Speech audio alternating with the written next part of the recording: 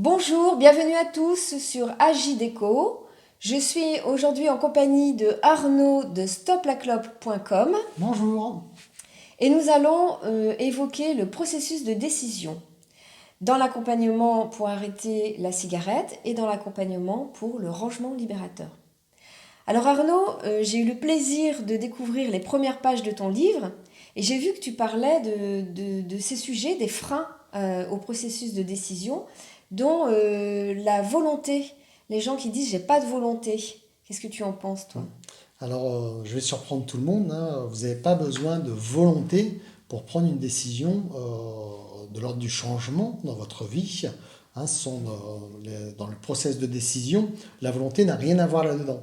Alors que tout le monde nous rabâche il faut de la volonté pour faire ceci, comme dans mon métier pour arrêter la cigarette par exemple. Alors que je reçois des gens à longueur d'année qui ont un travail, qui s'occupent des enfants, qui se lèvent le matin, qui font les courses, qui font à manger. J'ai des chefs d'entreprise qui viennent à la maison, on ne peut pas dire qu'ils n'ont pas de volonté, c'est pas possible. Donc tout le monde a de la volonté, simplement, quelquefois un peu cachée, il faut aller la booster un petit peu. Tout à fait, D'accord. avec des techniques que certaines personnes maîtrisent mieux que d'autres, mais on peut les apprendre. D'accord. Alors, tu parles aussi d'une chose à laquelle les gens que j'accompagne sont confrontés, c'est l'attente du déclic, le fameux déclic qui tarde à venir. Tout à fait, et qui vient jamais, parfois. Moi, dans mon métier, malheureusement, il y a des gens qui en sont morts d'attendre le déclic.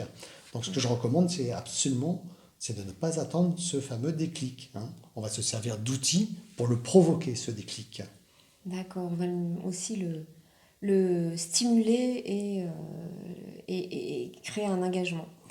Alors, il y a aussi une troisième chose, c'est la procrastination, qui est l'art de reporter sans arrêt à plus tard. Tout à fait. Donc, nous sommes quasiment tous des procrastinateurs en quelque chose, mais il y a des procrastinations, des remises au lendemain qui sont plus ou moins graves, notamment voilà, quand on est encombré, quand on n'est pas satisfait dans sa vie d'une chose, d'une addiction, et bien un jour ou l'autre, il va falloir prendre la décision.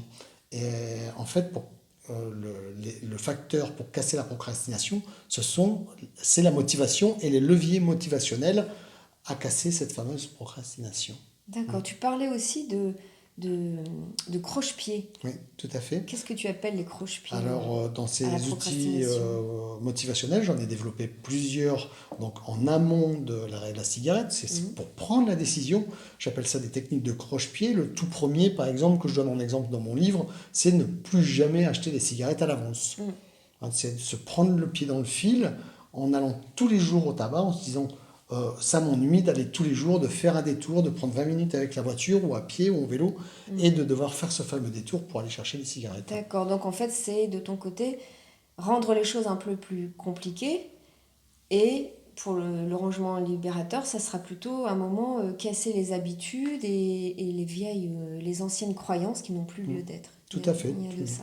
Des outils qui vont D'accord. vous permettre de sortir un tout petit peu tous les jours de votre zone de confort, pouvoir y revenir et aller de plus en plus loin, hein, sans aller trop loin pour se faire peur, évidemment. D'accord. Donc pour accompagner un changement important dans sa vie, on a besoin d'abord de faire un petit bilan sur tous ces freins au processus de décision. Tout à fait. Bien. Merci Arnaud. Bonne journée. Bonne journée à tous. Merci Au beaucoup. revoir.